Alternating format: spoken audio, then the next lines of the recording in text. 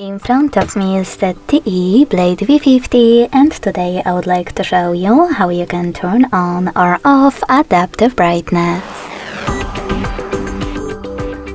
Begin by going into Tab menu and clicking on this eye icon right next to brightness slider. If the icon is blue, that means that auto brightness is on. You can switch it off by hitting the same one again. You can also just go into settings and click on display. Then tap on this switcher next to automatic brightness to turn it on or off. Thanks so much for watching. If you enjoyed this video, leave a like, comment and subscribe. Bye!